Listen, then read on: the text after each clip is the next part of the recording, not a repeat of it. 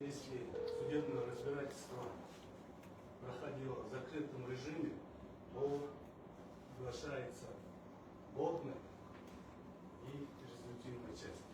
Согласно статье 358 Уголовно-процессуального кодекса, полный текст приговора выдается в течение 5 рабочих дней. Полагаю, всем.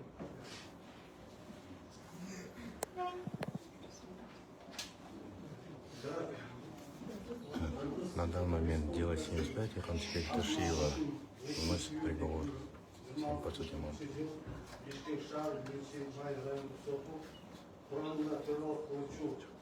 Судья Медеров, сот округінің басшысы Мамедова, мемлекеттік айыптаушылар Абдышев, Пентиев, Алиев, Хамбаралиев, айыпталушылардың жақтаушылары Айтқұлов, Бабаев, Ноғоев, Тоқтамов, Жумашев, Тоқтамаматов, Ашырбеков, Нуралимов, Жакупбекова, Султаналиев, Юсупов, Ашимбаев, Намазалиев, Аджимаматова, Купешев, Которнучу, Казакова, қатысушылармен жабық сот отырысында қылмыстық іс қаралды.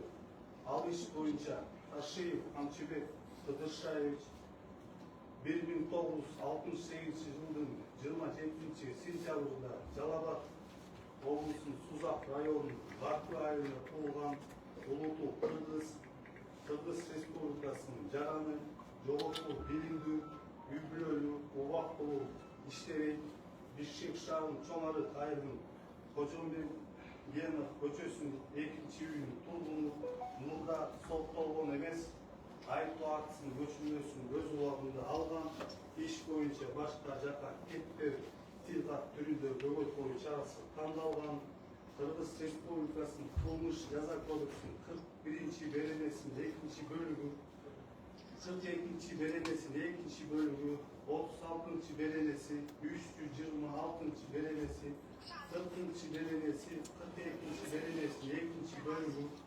337-ші беренесінің 2-ші 4-ші бөліктерінде көрсетілген қылмысты жазалығы үшін айыпталған Тургунбек ұлы Нурланбек 1977 жылдың 13 майында Жалал-Абад облысының Аксы районы Кербен шаарында туылған, Улуту Қырғыз Республикасының жараны жоғалту, билінді, үйбілөлі, убақ болу, іштері Бишкек шаарының Тыналиев көшесінің 41-ші үйдің тұрғыны мұнда сотталған емес, айыптау актісінің көшірмесін өз уақытында алған, іс бойынша башқа жаққа кетпеу тилғат түрінде бөгет қою шарасы таңдалған, Қырғыз Республикасының қылмыс жаза кодексінің 41-ші беренесінің 2-ші бөлігі, 42-ші беренесінің 2-ші бөлігі, 36-ші беренесі, 326-ші беренесі, 40-ші беренесі, 42-ші беренесінің 2-ші бөлігі, 337-ші беренесінің 2-ші, 4-ші бөліктерінде көрсетілген қылмысты жазалау үшін айыпталады.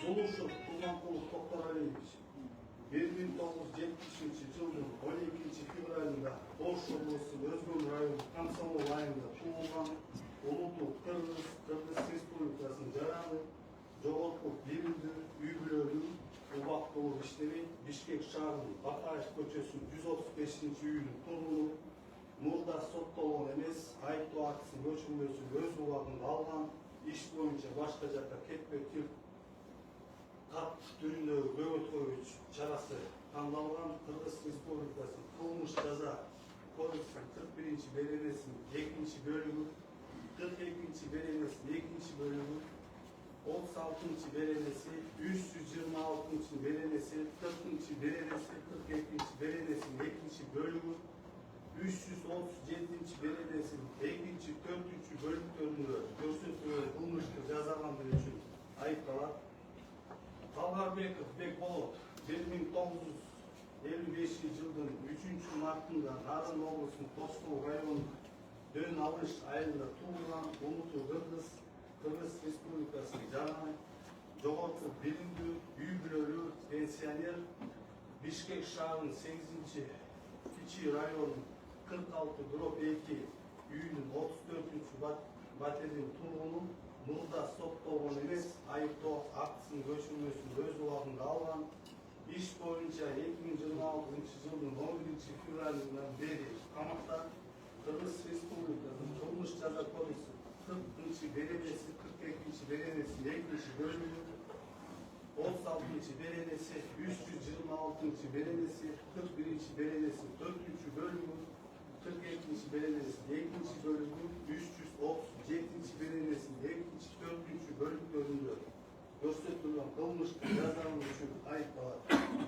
Карашев Алы Азимович 1968 жылдың 30 октябрда Ош облысында Өзгөн районында туылған, Улуту Қырғыз Республикасының жараны, жоғарғы билімді, үй бүлөлі, убактылуу бош, Бишкек шаарынын Эркиндик көчөсүнүн 71-үйдүн 8-чи батирин тургуну, мурда соттолгон эмес, айыптоо актысынын көчүрмөсүн өз убагында алган.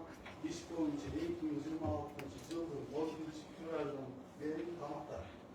Қырғыз Республикасының қылмыс жаза кодексі 40-ші беренесі, 42-ші беренесі, 2-ші бөлігі, 36-ші беренесі, 326-ші беренесі, 41-ші беренесінің 4-ші бөлігі, 42-ші беренесінің 2-ші бөлігі, 337-ші беренесінің 2-ші, 4-ші бөліктерінде көрсетілген қылмыстық жазалған үшін айыпталады. Узакбаев Эмирбек Узакбаевич 1955 жылдың 20 июлында Жалал-Абад облысы Сузак районында туылған, Улуту Қырғыз Республикасының жараны, жоғарғы билимдүү, жүзесіз пенсионер Бишкек шаарынын Исамова көчөсүнүн 24-үйүнүн 27-чи батиринин тургуну, мурда соттолгон эмес, айыптоо актысынын көчүрмөсүн өз убагында алган. Іс бойынша 2026 жылдың 11 февралдан бері қамақта.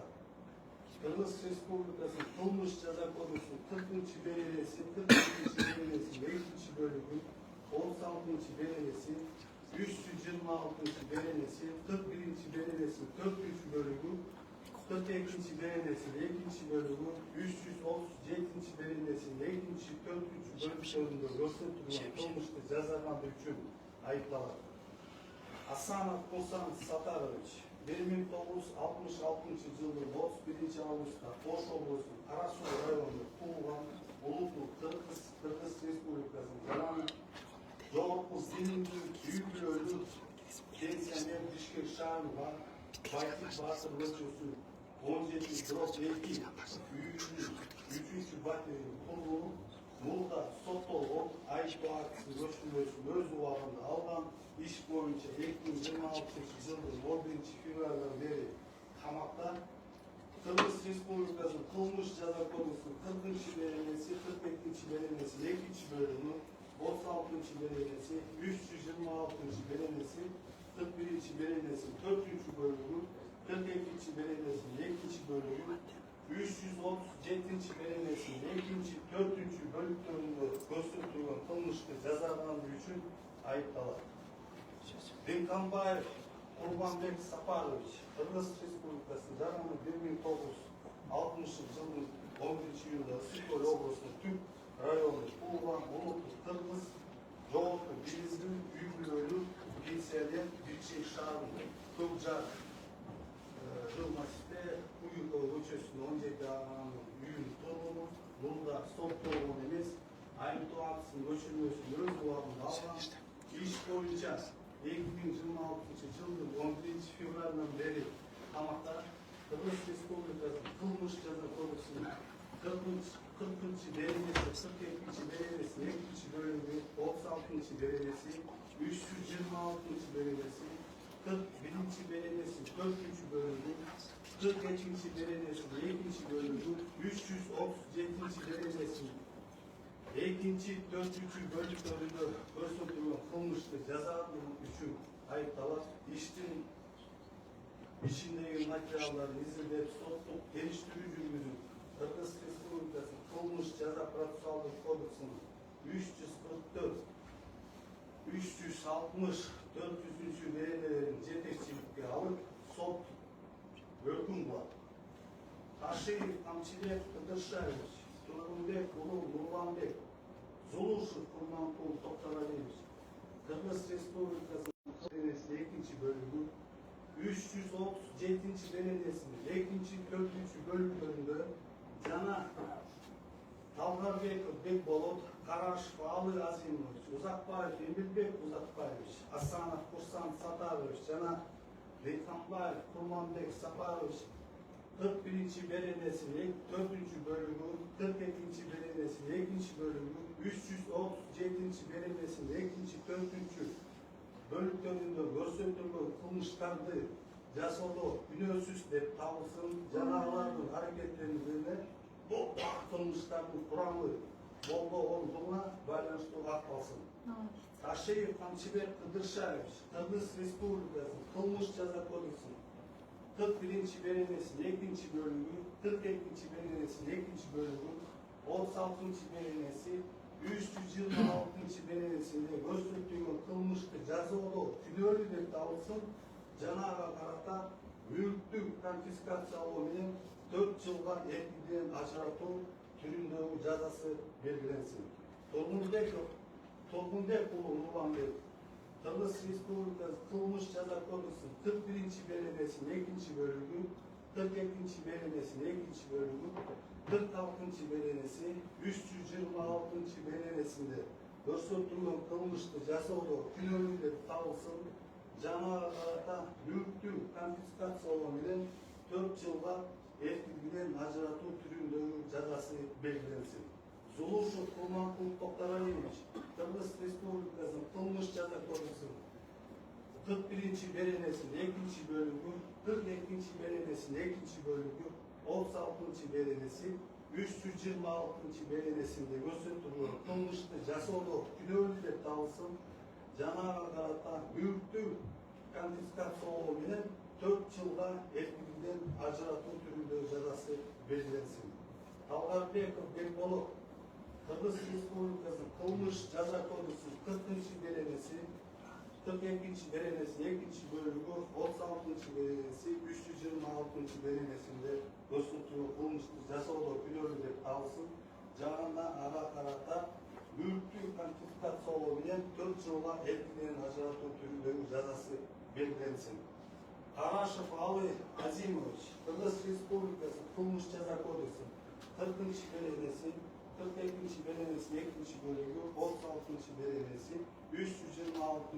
Belediyesi'nde gösterdiği kılmıştı жасоодо күнөөлүү деп табылсын, жанага карата мүлктү конфискациялоо менен 4 жылга эркиндигинен ажыратуу түрүндөгү жазасы белгиленсин.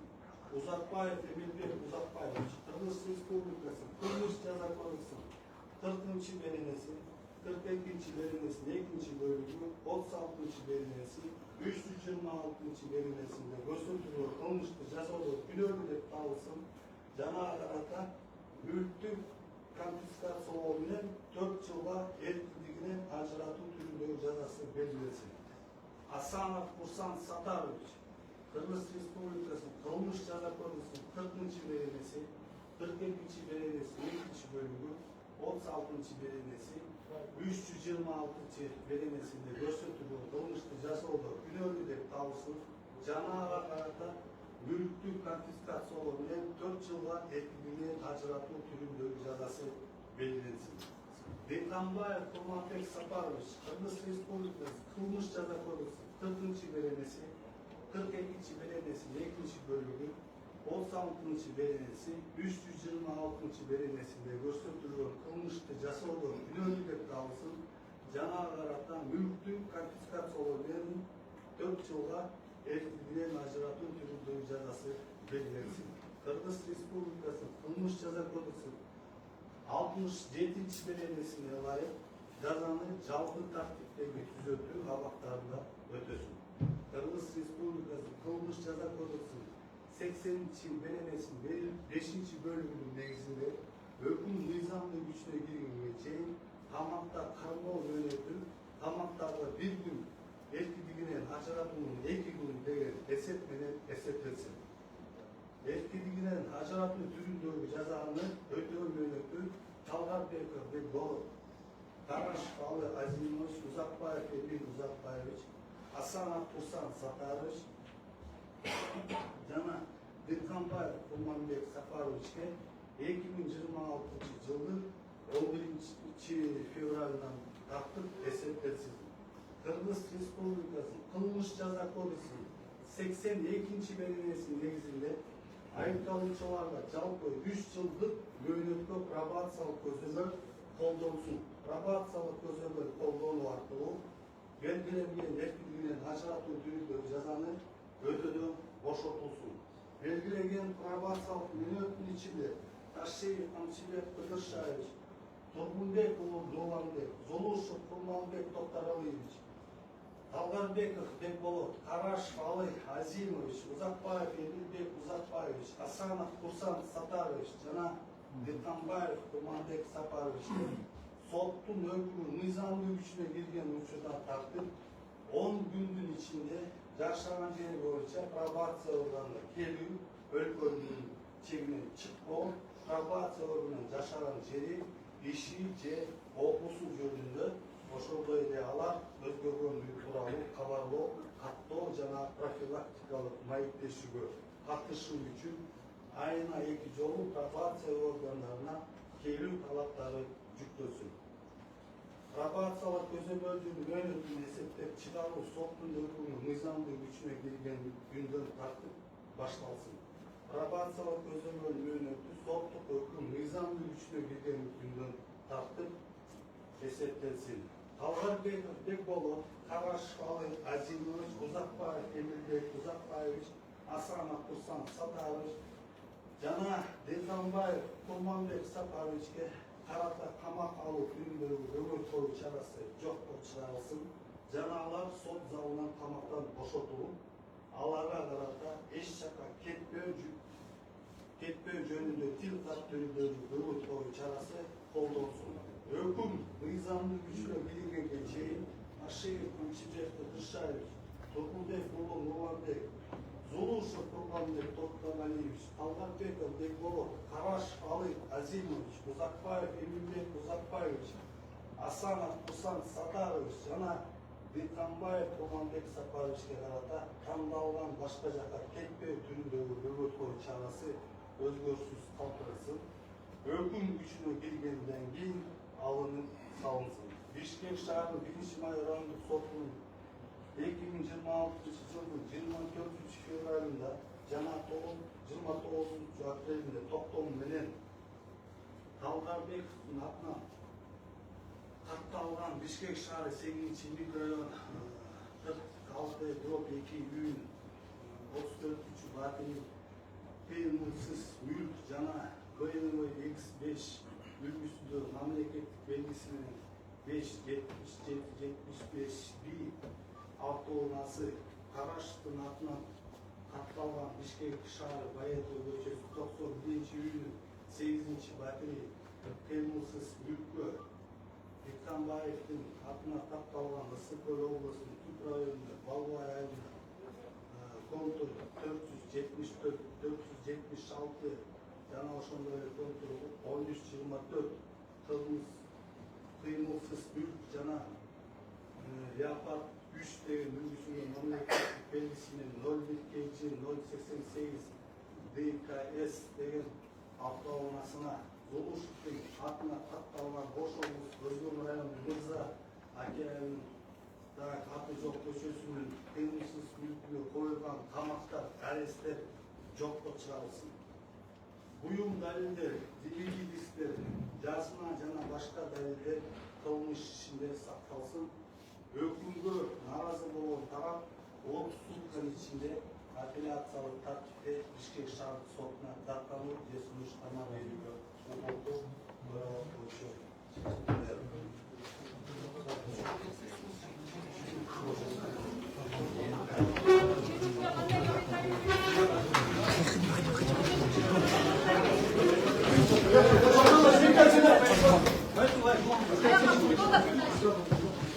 Вот как вы видите, вынесен приговор по делу 75 Камчыбек Ташиева, Нурланбека Тургунбекова, Курманбеку Зулушева, Курсанова Асанова, Алу Карашева, Диханбаева, Талгарбекова, Узакбаева. Всем они вынесены приговора 4 года лишения свободы, но с применением пробации. На данный момент 5 подсудимых должны освободиться из зала суда.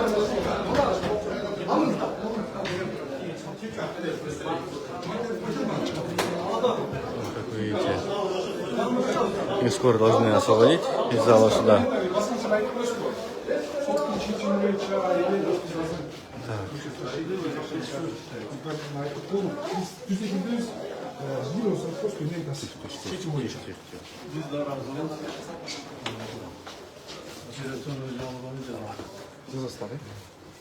Андан башка айта турган жүйөбүз бар. А ваши подзащитные... А вы как думаете вообще, ваш подзащитный вот, Ташиев, он согласен с приговором суда? Нет. Не согласен, да? Вы в самое ближайшее время, получается, обжалуете? Да, обжалуем, обязательно. Подсудимые уже уехали. Вот это родственники, которые находятся под стражей. Их освободят в зале суда. Скоро, в ближайшее время отпустят. Адвокат Ташиева Хамтимбек Кадышевича уже прокомментировал то, что он в самое ближайшее время обжалует приговор суда, и он недоволен приговором. Он считает, что его подзащитный Ташиев Хамтимбек должен быть оправдан полностью, так как нет никаких доказательств.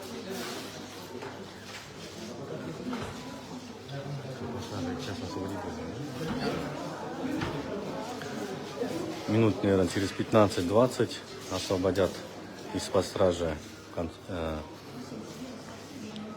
Узакбаева, Асанова, Карашева, Талгарбекова и Дикамаева. Так как приговором суда они попали все под пробацию и будут освобождены в самое ближайшее время. Ожидается вот минут через 20, скорее всего. Вот родственники, находящиеся под стражей, находятся здесь. Судя по реакции на приговор суда Хамтимбека Ташиева, Зулушева Курманкула и Тугунбекова Улу, они также недовольны вынесенным приговором. Мы видели в зале суда о том, что Эмиль Узакбаев и Талгарбеков обрадовались приговору о том, что их освободят из зала суда.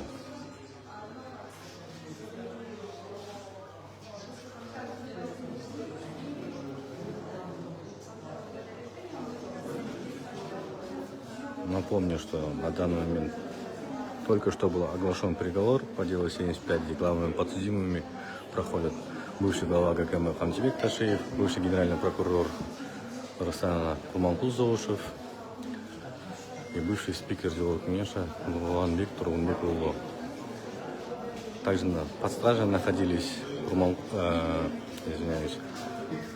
под стражей Хусан Асанов,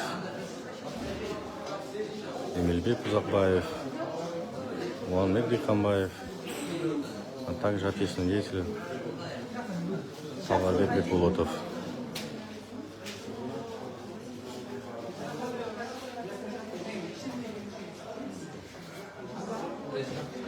Все они попали под пробацию. В течение 10 дней после вступления в силу они должны будут отмечаться в пробационном надзоре. Вот на данный момент мы ждем освобождения из-под стражи тех подсудимых, которые были под стражей несколько месяцев.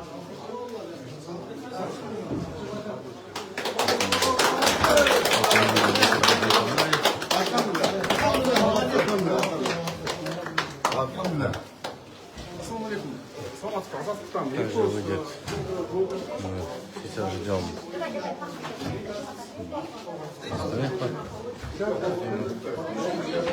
они подписывают бумаги, как говорят сотрудники правоохранительных органов. Так, вот их помогают.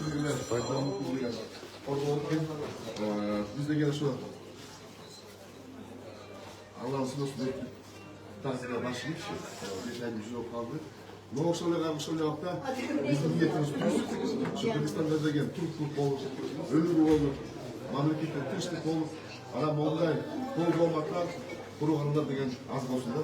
Құдай болса, мемлекет бары жақсы болады.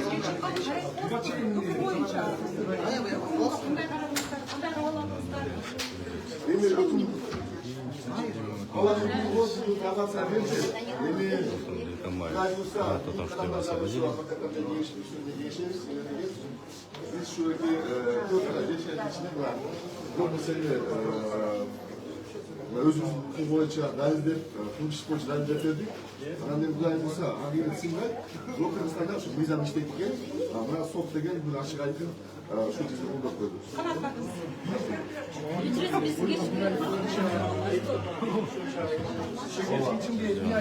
Demi bir yakta Ждем вот еще 4 подсудимых, которые были освобождены из-под стражи.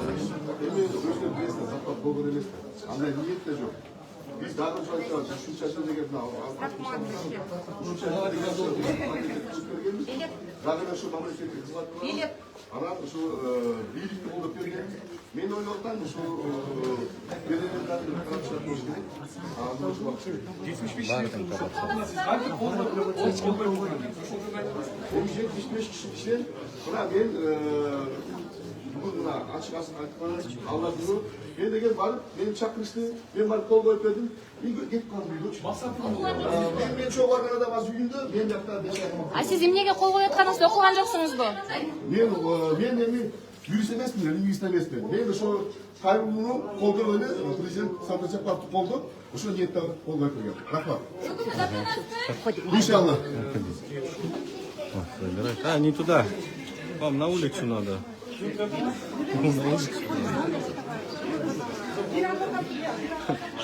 Информация пошел своими.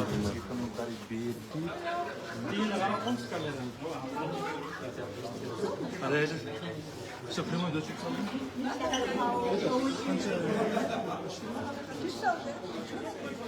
На данный момент мы ждем всех остальных, находящихся под стражей.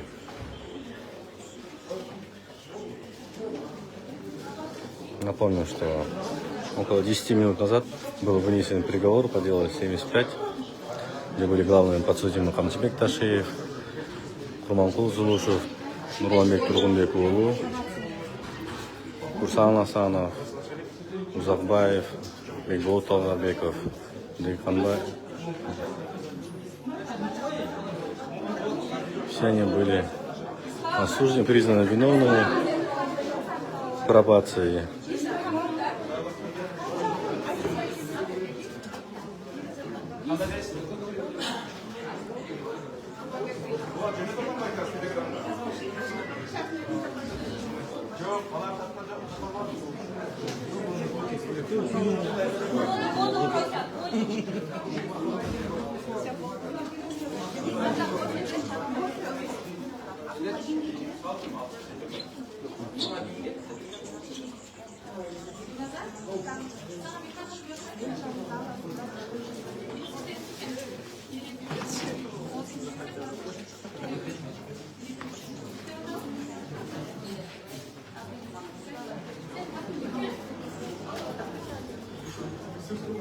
Из 5. А вот. Махпаке, здрасте. Можете прокомментировать это дело? Вы согласны с приговором? Мой подзащитный Зулушев Курманкул Татаревич, он, естественно, не согласен с таким приговором. Изначально вообще по делу доказать его вину не было. Со стороны обвинения вообще не было предъявлено ни одного доказательства. Будучи председателем комитета Джолкиниша, он, во-первых, не знал об этом письме изначально вообще. Узнал об этом только 18 февраля, насколько я помню. И то есть, состав преступления вообще здесь вот его сейчас обвинили, то есть признали виновным в захвате власти. А на чем основывается, естественно, мы получим приговор, но изначально там нет никаких доказательств, никаких действий по направлению на захват власти он не совершал. Вообще. Ни с кем. А смотрите, а вот вообще санкция же предусматривает от 12 до 18 лет. Вот тут законно ли вообще применение пробации?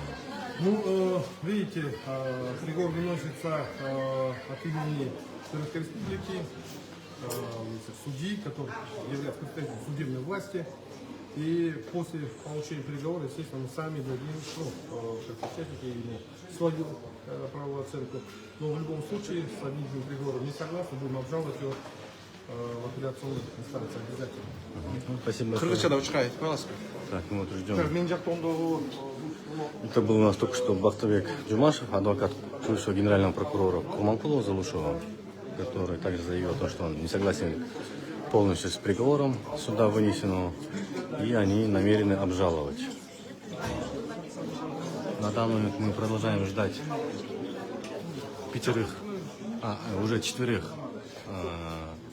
осужденных лиц, которые находятся под стражей. Николаев уже выходил, давал комментарии журналистам. Остальные, находящиеся под стражей, это Курсан Асанов, Алгарбек Микбулотов, Эмиль Запаев. Они все еще не вышли из зала суда. Они, скорее всего, подписывают определенные бумаги процедурные. И в самое ближайшее время они должны выйти. Напомню, что Пантибек Ташиев, генеральный прокурор бывший, Курманкул Залушев и бывший спикер Меша Нурламбек Турамбек Улы, главные подсудимые, были признаны виновными по захвату власти, но к ним была применена, осуждены были на 4 года, но с применением пробационного надзора они были осуждены к 3 годам пробации. То есть они в течение 10 дней законную силу вступит приговор, и они должны будут отмечаться в пробационном надзоре. Но, как вы видели ранее, адвокаты намерены в самое ближайшее время обжаловать приговор суда. Получается, этот приговор еще не вступит в силу.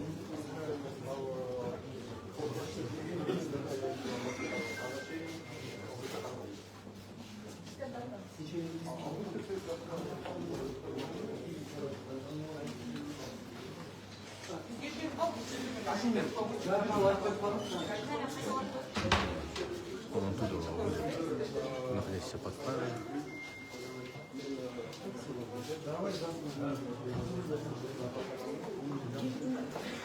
Мы видим родственников, сына Алуктара, что стоит.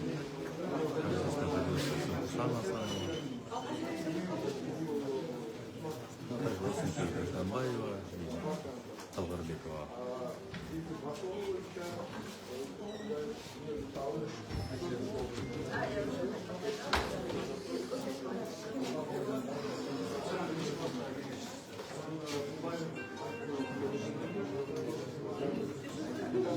Вот это сын Алуктарашева.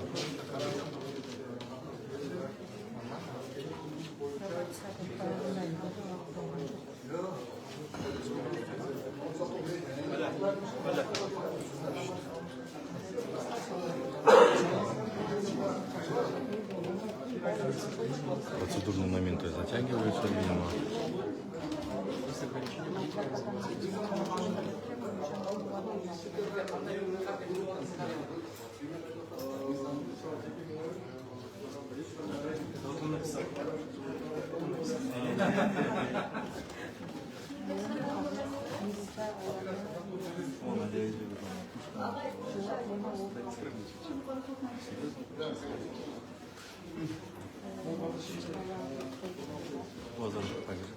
Давайте смело.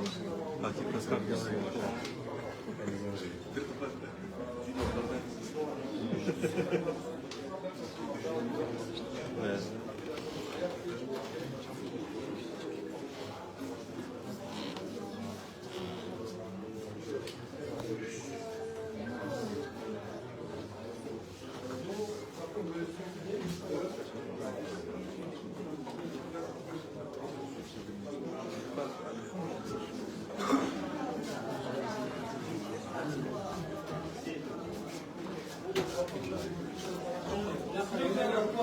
Вот мы видим, выходят все.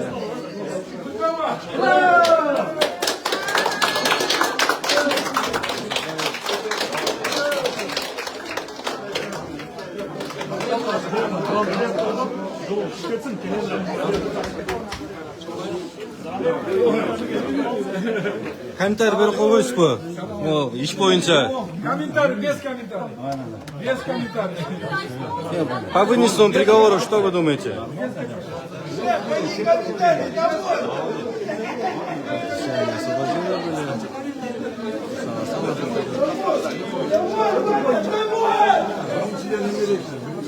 Şuradan faydalanıp yanlış bir şey yakınlarına anam masalık malmak kaynaklarının çoğu.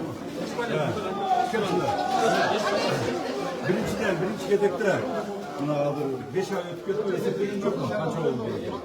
Oşo aprel ayından beri şu vakatçayım birincilerim. Beni korkarken ben birincilerim talep etmedim. Bir mesele hakkında biz 75 kişi kollagan.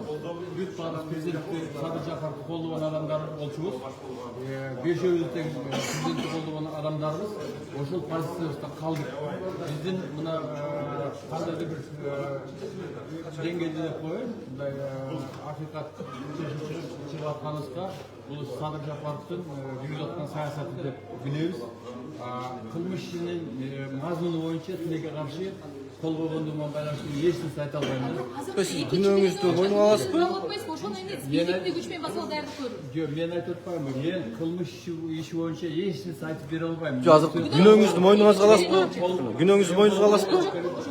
Yo'q, men aytib o'tmayman. Men al bo'yicha hech narsa kommentariy bera olmayman. Biz bo'lgan men qana bir gana narsani aytdim. Biz Sadır Japarovni qo'llagan odamlar bo'lib, oshul bo'ydan qoldik.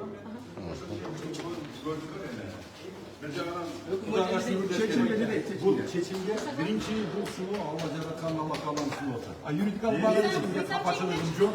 Yuridikal jaksan alganda, şunu aytkanda. Men ötkünden aytmadım mı? Ağı iletsin baytar. Men aytardım, ağı iletsin baytar.